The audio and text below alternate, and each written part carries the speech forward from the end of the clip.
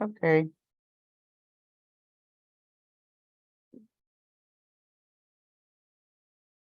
Asumo que se ve. Sí. Sí, doctora, así se ve. Ok.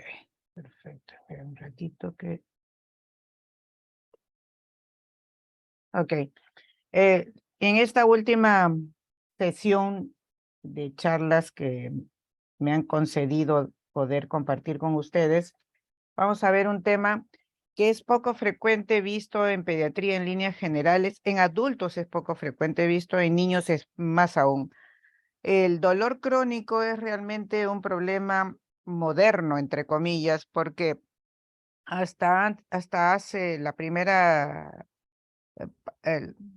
mitad del siglo XX no se hablaba mucho de dolor crónico. Conforme va avanzando la tecnología y hubo adelantos en la ciencia que permitieran la mayor sobrevivencia de gente que normalmente digo que por trayectoria de la propia enfermedad moría, eh, eso en adultos y en niños también. Entonces fue apareciendo un grupo de gente, así como aparecieron los niños con necesidades especiales de atención, que comenzaron a tener esta cuestión que se denominó dolor crónico, que los acompañaba gran parte de su vida y afectaba sobre todo su calidad de vida.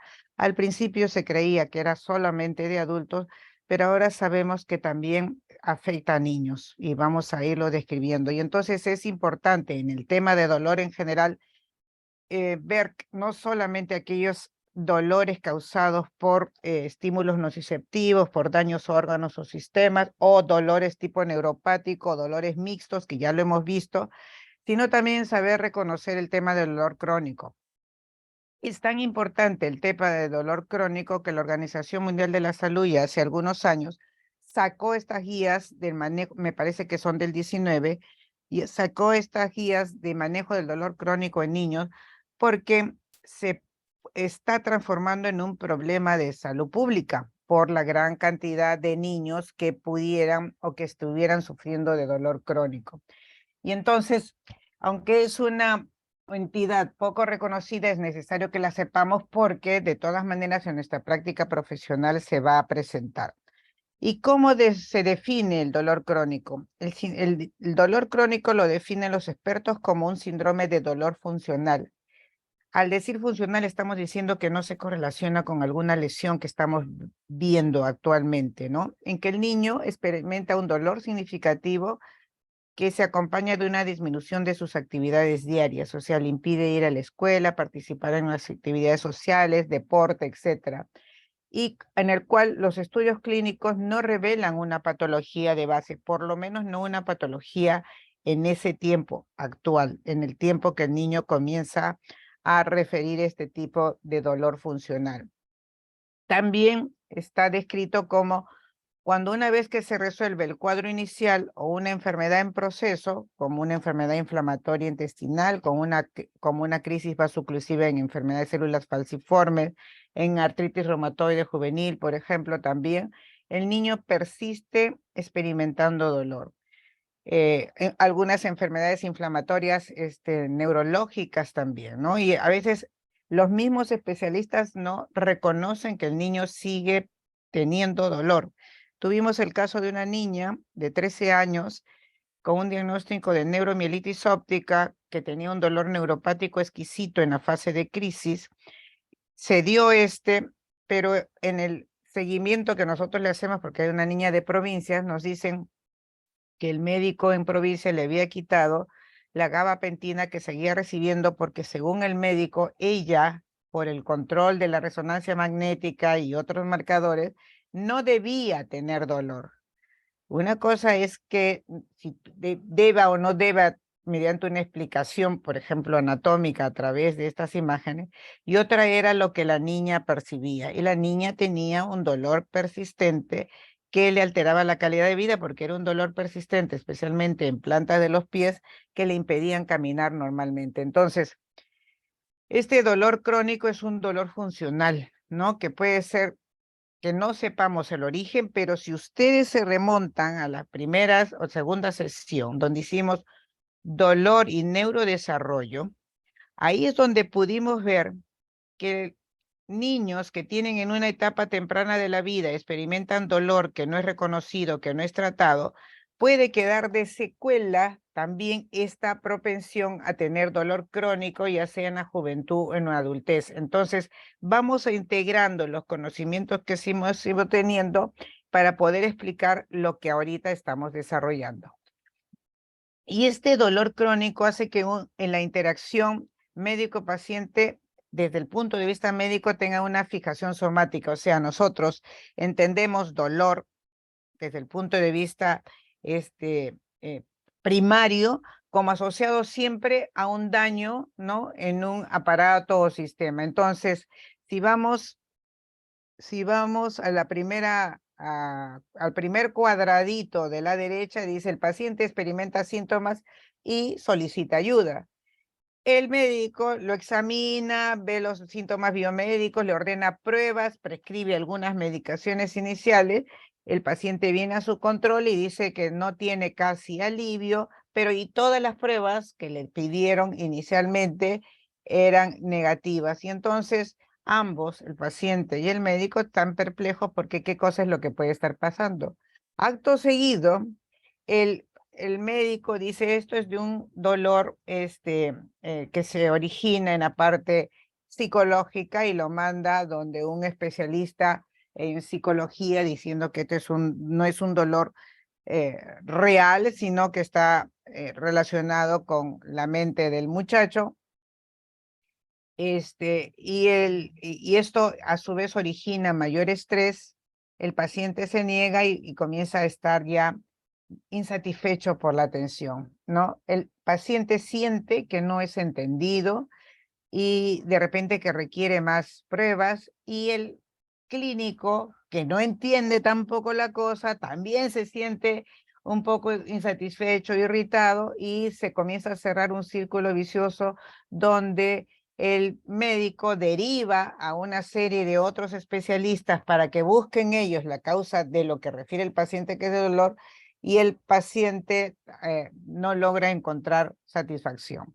Entonces, esto es básicamente porque nuestra enseñanza biomédica nos hace que nosotros busquemos la causa del dolor crónico en algo actual o algo que podamos tener un hallazgo mediante las pruebas diagnósticas que actualmente tenemos a disposición. La prevalencia del dolor crónico en niños y adolescentes es elevada y se ha incrementado en las últimas décadas. Por eso decimos que se está transformando en un problema de salud pública. Dentro de esos, los más frecuentes son la cefalea, el dolor lumbar, el dolor abdominal y el dolor generalizado específico. ¿Cuáles son los factores asociados con que se presente este dolor crónico? Básicamente sexo femenino. Aparentemente las niñas están más inclinadas o tienen mayor frecuencia de presentación del dolor crónico. El nivel socioeconómico, la pobreza también es otra de las causas en que se asocia con la mayor presencia de dolor crónico. El tener ansiedad o baja autoestima son dos factores importantes para entender también la dinámica del dolor crónico. Niños menores en general, niños menores, los niños pequeños tienen más tendencia, por ejemplo, a presentar dolor abdominal en forma crónica, y los niños mayores a presentar o dolor de cabeza o dolores musculoesqueléticos. Y realmente en la práctica diaria se ve, ustedes pueden ver niños que vienen con dolor abdominal, van al gastroenterólogo, el gastroenterólogo dice a descartar reflujo gastroesofágico, le indican las pruebas, no tiene reflujo gastroesofágico, le hacen endoscopías, no tiene gastritis, no tiene helicobacter, le hacen parasitológico, no tiene parásito, le hacen estudios funcionales intestinales, no tiene malabsorción y el niño sigue presentando dolor.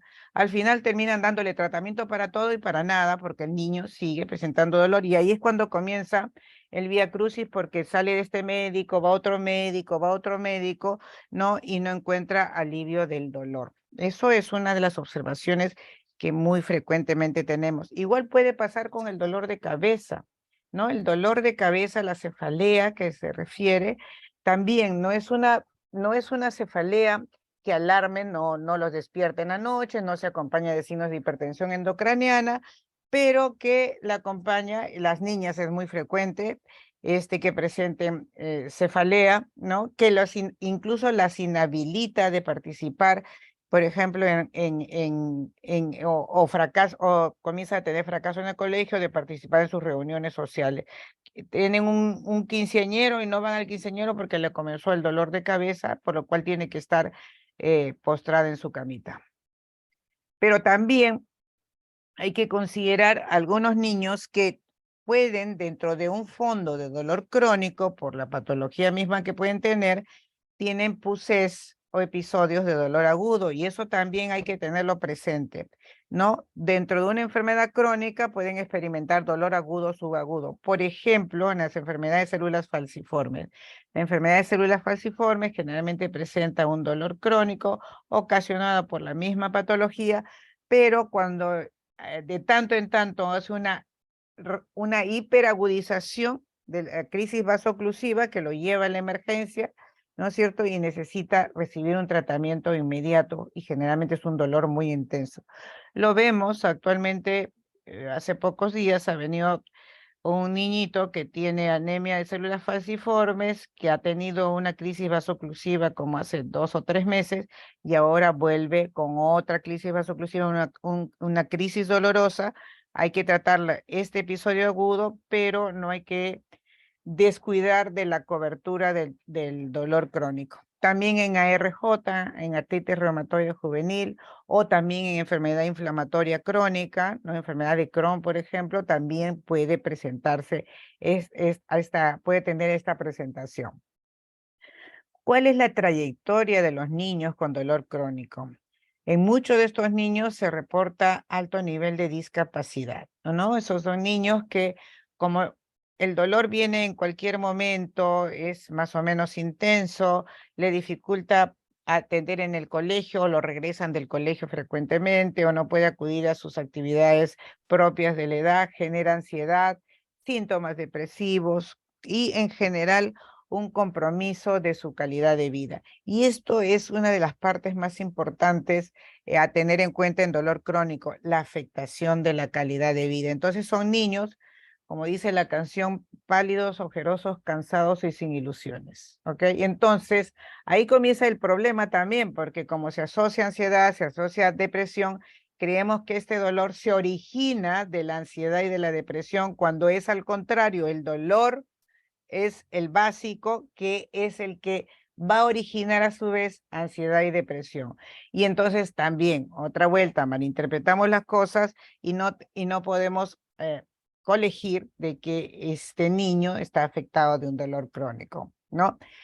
Algunos de estos niños pueden permanecer con dolor crónico hasta la adultez. Si ustedes recuerdan, cuando hicimos dolor y neurodesarrollo, se veía esto como una de las evidencias del no tratamiento o no reconocimiento del dolor, por ejemplo, en niños prematuros, ¿no? En niños prematuros, en las UCIs neonatales que eran sometidos a muchos procedimientos dolorosos sin analgesia, esto iba a determinar una alteración primero funcional y luego estructural, ¿no? De todas las redes neuronales encargadas del dolor.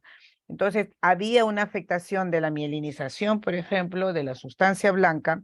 Ahí había una afectación de las vías inhibitorias descendentes, por los cuales ellos eran mucho más sensibles a los estímulos dolorosos. Entonces, esto es parte del asunto, ¿no? Y que puede prolongarse hasta la adolescencia, la juventud e incluso la adultez. Y hemos dicho que las mujeres con antecedente de dolor abdominal funcional, por ejemplo, dolor crónico funcional, tienen mayor vulnerabilidad al dolor. Entonces, son niñas que presentan, por ejemplo, el dolor abdominal y cuando tienen sus menstruaciones hacen unos cólicos tremendos, no lo están inventando, esas son las agudizaciones sobre un fondo de dolor abdominal que hace que estas niñas permanezcan en casa cuando están menstruando, cuando la menstruación es algo fisiológico. Claro que hay que descartar otras cosas si se presentan otros signos de alarma, pero tengan en cuenta esto. A consecuencia de esta depresión y de esta ansiedad que determina y afectación de la calidad de vida, algunos niños pueden incluso desarrollar ideación o intentos suicidas, ¿no? Y y tener dificultades en establecer sus vínculos sociales. ¿Para qué van a tener amigos si finalmente ellos van a quedar a un costado por la presencia de estos dolores? Entonces se deprimen, no son reconocidos y pueden llegar a esto. Entonces, el dolor crónico por definición es un dolor que persiste o recurre más de 3 meses. Vamos a ver los diferentes tipos de dolor más adelante. Es multifactorial y están comprometidos desde factores biológicos con la reestructuración, ¿no?, de los circuitos neuronales en una edad muy temprana. Tienen factores psicológicos que lo acompañan y factores sociales. Y hay diferentes categorías que están en la literatura descritas como categorías de dolor crónico, desde el dolor crónico primario, así a secas, el dolor crónico relacionado a cáncer. En niños que reciben tratamientos por cáncer pueden quedar con dolor crónico por años, incluso en adultez, tanto que se origina como secundarios, como hemos visto, un dolor neuropático secundario a ciertos quimioterápicos o también a radioterapia, pero que después, ya habiendo pasado el efecto de estos medicamentos, persisten con el dolor, ¿no? El dolor crónico postquirúrgico postraumático también es dolor crónico musculoesquelético, dolor crónico visceral, dolor crónico neuropático, dolor de cabeza u orofacial crónico y el dolor crónico no especificado. Esas son las categorías descritas en la literatura. ¿Cuál es la fisiopatología del dolor crónico? Hemos dicho que en pediatría, a pesar de ser un problema emergente y que afecta a un buen grupo de niños, muchas veces es subdiagnosticado, subtratado y por lo tanto la calidad de vida de estos niños es bastante afectada, ¿no?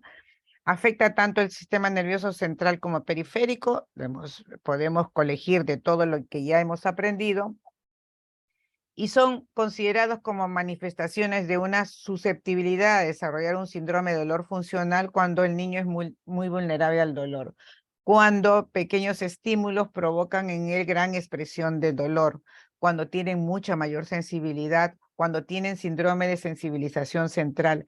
El síndrome de sensibilización central, imagínense ustedes un niño que ha recibido sus vacunas y que ahora le están poniendo los refuerzos y apenas ve la aguja o apenas ve que la enfermera se acerca con la jeringa, comienza a llorar diciendo que le duele. Nosotros le decimos, no, es mentiroso, no le duele, está traumadito nomás. Bueno, ese traumadito nomás significa que él ha desarrollado ya afectación de sus vías inhibitorias, que no las puede modular, las que bajan el dolor, y que solo ver la aguja o solo ver la figura de la enfermera con la jeringa despierta en él los neurotransmisores de dolor, ¿no? A nivel central, no a nivel central, y él comienza a sentir dolor. Esa es la sensibilización central. Entonces, tengan en cuenta esto también, ¿ya? Entonces, ¿qué es lo que tenemos dentro de la fisiopatología? La modulación del dolor, ¿no es cierto? Tenemos el eje neuroendocrino, ACTH, cortisol, que hemos visto impregna todo el sistema límbico con diferentes efectos de acuerdo al órgano del sistema límbico. Por ejemplo, la impregnación de ACTH cortisol en la corteza prefrontal va a llevar a apoptosis neuronal y adelgazamiento de la corteza prefrontal, ¿ok? Si nosotros hablamos de la amígdala del hipocampo, más bien va a llevar a una hiperplasia de la amígdala del hipocampo con una mayor sensibilidad, impulsividad y vulnerabilidad al dolor. Entonces va a ser esta afectación del neuroeje. Y por otro lado, también hay afectación de la glía que hace que haya una alteración en la mielinización, ¿no es cierto?, de estas vías, especialmente las inhibidoras y moduladoras. Entonces, un estímulo doloroso, gatilla una sensibilidad a nivel del sistema límbico, a nivel de la parte cognitiva, que no puede ser inhibida adecuadamente o modulada adecuadamente. Por lo tanto, hay un desbalance en el sistema de modulación descendente y hay una disminución de los neurotransmisores inhibitorios. O sea, este desbalance que no funciona bien por las vías inhibitorias o modulatorias descendentes se acompaña de menos neurotransmisores y por lo tanto hay un desbalance en el nivel de citoquinas proinflamatorias. Y ese nivel de citoquinas proinflamatorias son las responsables finalmente de sentir dolor, ¿no? Entonces siempre tengamos en cuenta esto y hay que determinar o considerar los determinantes psicosociales. Así como hemos visto en dolor la teoría de las compuertas de Melzack, ¿se acuerdan? Aquellas cosas que hacen que sintamos un mismo estímulo nociceptivo, que sintamos muy doloroso en esta oportunidad o menos doloroso en esta oportunidad. Por ejemplo, acuérdense, si yo tengo un estímulo doloroso como una inyección, pero si esta inyección me la pone mientras yo estoy distraído mirando un videojuego, casi no voy a sentir dolor, pero si en cambio yo tengo mucho miedo, me van a poner la inyección, apenas está entrando la aguja y todo el recorrido de la aguja me comienza a doler, ¿no? La teoría de las compuertas de Melzack nos dice eso. Hay cosas que hacen que tu percepción sea más baja o hay cosas que hacen que tu percepción sea más alta. Bueno, en dolor crónico funciona más o menos también así. Por lo tanto, el catastrofismo, ¿no? El creer que todo es malo, que todo es, el dolor va a ser muy grande, que se lamentan, que son pesimistas, y por otro lado, la ansiedad, que es muy frecuente y que requiere mucha interdisciplina, psicólogos, psiquiatras, el mismo pediatra para abordaje y tratamiento, hace que sean factores agravantes. Vamos a hacer un leve revisión de los síndromes de dolor crónico más frecuentes en niños. Aquí tenemos algunos descritos. Por ejemplo, el dolor regional complejo, ¿no? En el tipo 1 hay una ausencia de injuria, en el tipo 2 más bien hay una amplificación de una injuria tisular previa. ¿Cuáles son los criterios diagnósticos que podemos encontrar? De hecho, que tenemos un dolor crónico que no está relacionado con el evento causal, o sea, está desproporcionado. Y dentro de los criterios diagnósticos, el paciente o el niño puede presentar hiperestesia o puede presentar alteraciones vasomotoras como sudoración en distintas regiones del cuerpo o diferencias de temperatura o incluso edema. Puede hinchársele una pierna, por ejemplo, y no tienes causa o razón aparente. O también puede presentar alteraciones del trofismo del sistema locomotor, debilidad, temblor, distonía o cambios tróficos también a nivel de la piel, ¿no? Uñas, caída de pelo, uñas distróficas, piel eczematosa, ¿no es cierto? Entonces también pudiera ser. Estos son como como parte de los criterios. Y entonces, para diagnosticar, nos dicen que tenemos que tener 2 o más de los siguientes. O sea, la expresión es esto, pero tenemos que tener, ¿cómo se llama? Examinar, ver si tiene hiperalgesia o alodinia. Ya saben que hiperalgesia es un estímulo doloroso, pero que es amplificado tremendamente, ¿no? Y alodinia, un estímulo no doloroso que es percibido como doloroso, por ejemplo, el contacto de la ropa, ¿ok? Entonces, tenemos que tener hiperalgesia o alodinia, signos vasomotores, ¿no? Presencia de edema o cambios en la piel o sudoración y alteraciones del trofismo de de músculos o de piel, ¿ok? Entonces, si esto no encontramos ninguna otra causa, es conocida como dolor regional complejo. Algunos niños vienen que les duele una pierna, esa pierna se pone roja, sudorosa, se edematiza, duele muy fuerte, le investigan si tiene osteomielitis, le investigan si tiene miositis, le investigan si tiene un tumor, le investigan si tiene varices, le investigan todo es negativo, pero sigue presentando esto puede ser diagnosticada como un dolor regional complejo. Otra de los diagnósticos es fibromialgia, la famosa fibromialgia. También hay unos criterios ahí que dice que deben estar presentes todos los criterios mayores y por lo menos 3 de los menores, o 3 mayores y 4 sitios de dolor y 5 criterios menores. ¿Cuáles son los criterios mayores? Dolor musculoesquelético generalizado en 3 o más sitios por 3 o más meses, ausencia de una enfermedad subyacente, sacan todas las enfermedades del colágeno, las descartan, ¿no? Y alguna otra enfermedad que se les pudiera ocurrir. Los exámenes de laboratorio son completamente normales y cuando comienzan a examinar hay dolor en 5 o más de los puntos típicos y está descrito cuáles son los puntos típicos para buscar en la fibromialgia.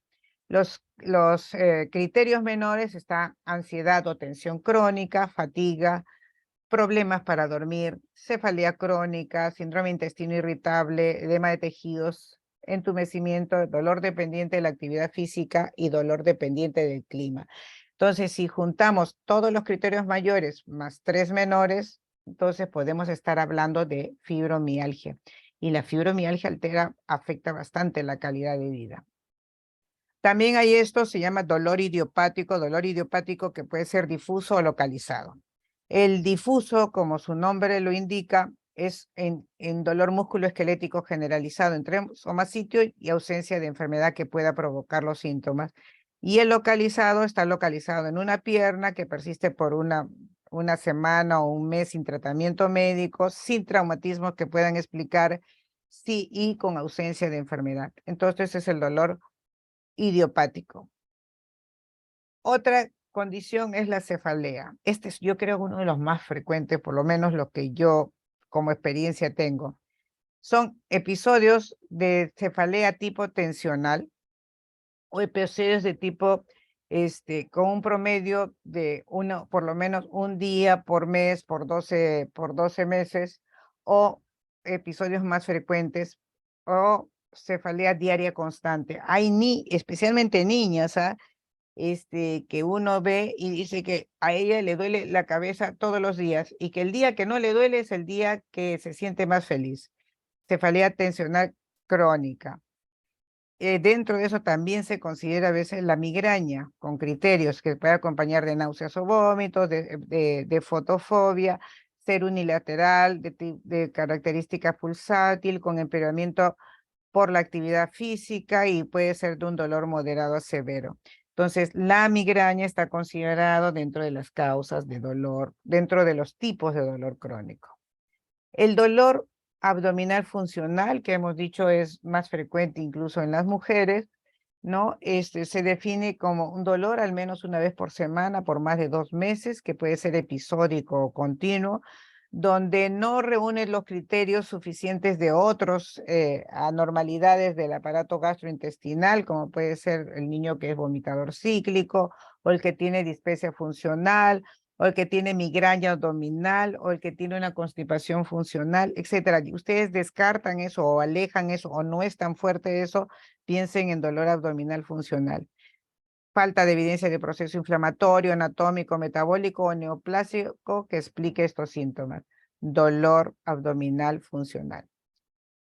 ¿Cuáles son las buenas prácticas para el manejo del dolor crónico en niños? Estas son recomendaciones de la OMS en esas guías que les puse al inicio. Nos dice, los niños y familias deben ser afrontados desde una perspectiva biopsicosocial y no ser tratados solo como un problema biomédico.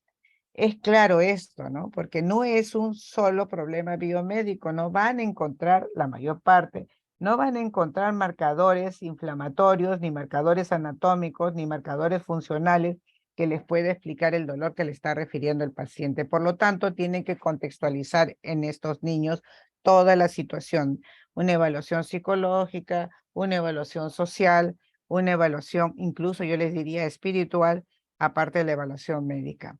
Y estas evaluaciones y tratamientos deben utilizar herramientas y monitorizar la intensidad del dolor, su impacto y la afectación en la calidad de vida.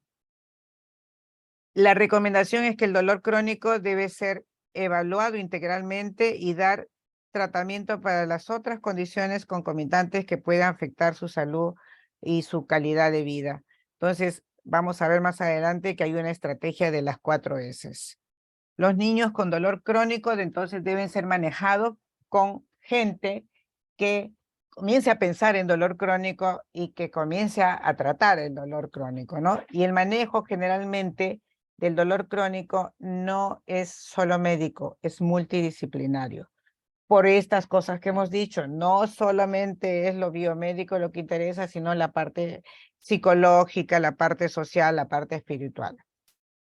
Por lo tanto, el cuidado de los niños con dolor crónico se hace desde una perspectiva de cuidado centrado en el niño y la familia. La familia debe recibir información completa y oportuna para incluso tomar decisiones. Y la aplicación o la terapia debe ser multimodal. ¿Por qué la familia tiene que recibir información completa? Porque es difícil tratarlo y va a ser muy lenta la evolución y tienen que comprender que no es solo el médico el que le va a solucionar el problema, sino la intervención de varios profesionales lo que van a ayudar a que este niño finalmente se sienta mejor. Cuando hacemos esto del tratamiento del dolor crónico, hay una alerta que nos dice, por dolor crónico debemos tener un uso racional y muy cuidadoso de opioides, ¿ok? Es más, la mayor parte de autores dicen que en dolor crónico no debemos de usar opioides, excepto algunas circunstancias, ¿ok? Entonces, si vamos a utilizar opioides, utilicémonos el corto tiempo del episodio agudo, pero no para el tratamiento del dolor crónico, ¿ya? Y esto implica que este tratamiento del dolor sea hecho por personal con experiencia en tratamiento del dolor, ¿ok? Por lo tanto, debe ser planificado y garantizar la medicación que este niño necesita. Con respecto al tratamiento, es importante el trabajo inter y multidisciplinario, ¿no? Se dice que en otras partes tienen centros especiales establecidos para el tratamiento de dolor crónico, tanto en niños como en adultos. Una de las cosas que dicen los autores es que cuando ustedes vean estos centros y solamente hay un médico, y no hay otros profesionales de la salud, ese no es un centro recomendable de tratamiento de este tipo de dolor. El tratamiento generalmente es multi, inter y transdisciplinario.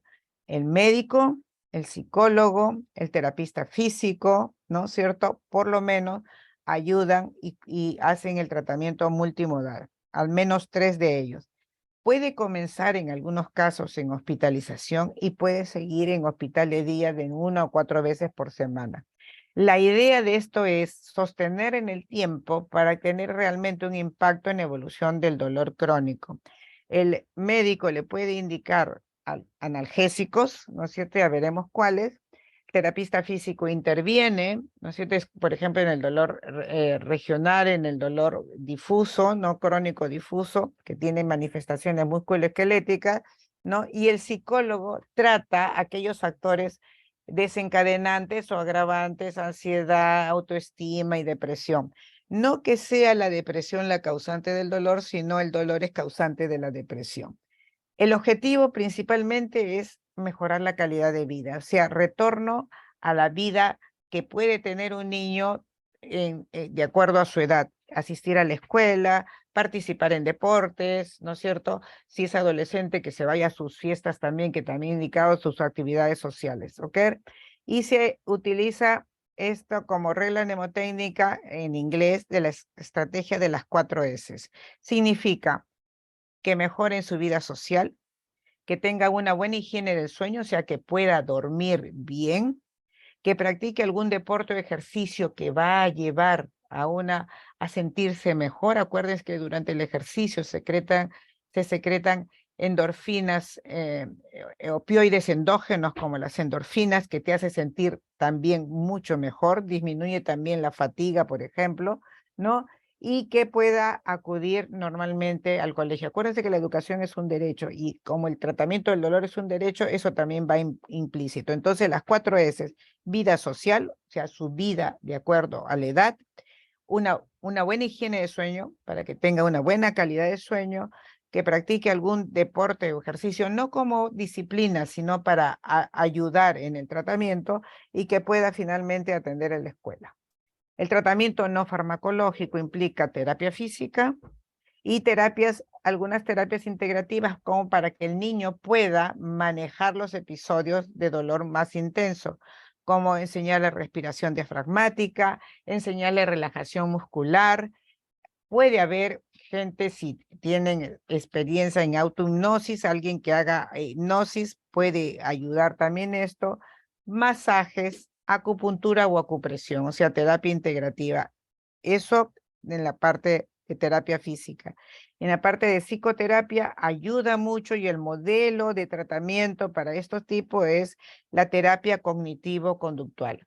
¿Qué es la terapia cognitivo-conductual? El niño, conociendo lo que tiene, comienza a cambiar y modelar su comportamiento y comienza a tener estrategias mejores de afrontamiento. Eso significa la terapia cognitivo-conductual.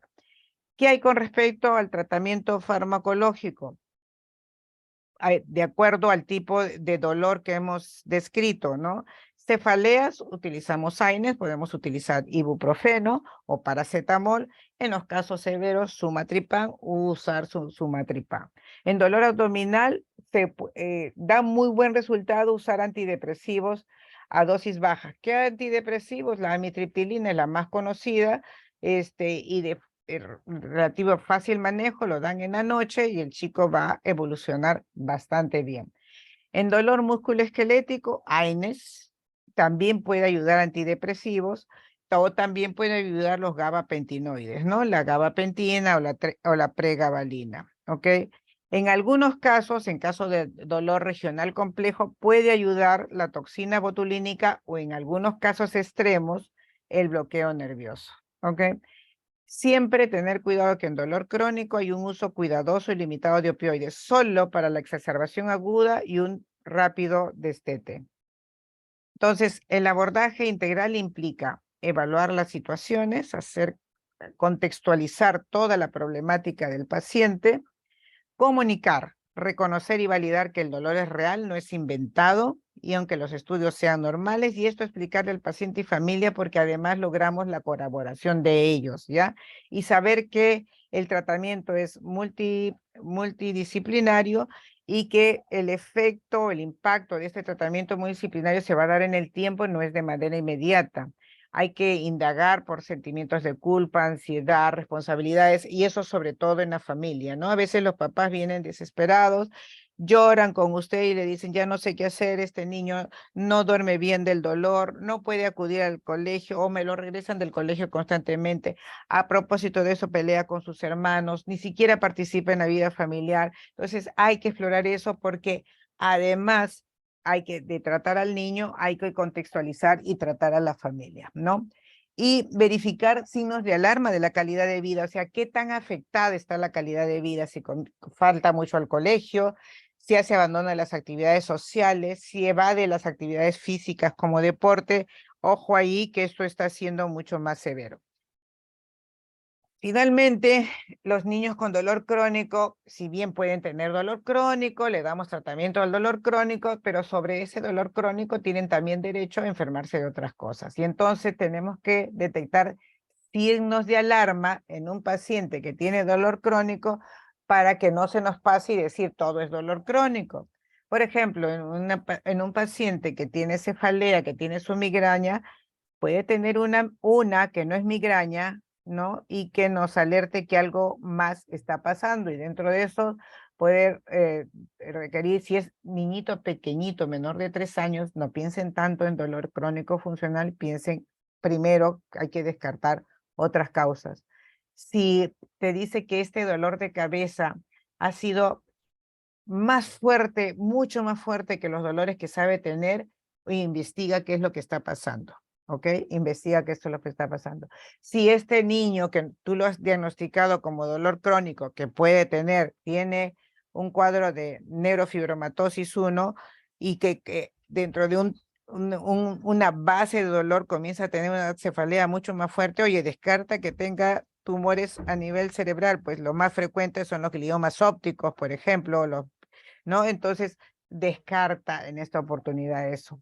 O una cefalea intensa de presentación súbita, ¿no? Va a tener una malformación además arteriovenosa, intracerebral, que esté sangrando y tú estás creyendo que solo tiene su cefalea funcional, o sea, detectar signos de alarma. Igual pasa con el dolor abdominal. Un chico o chica con dolor abdominal puede tener una apendicitis también.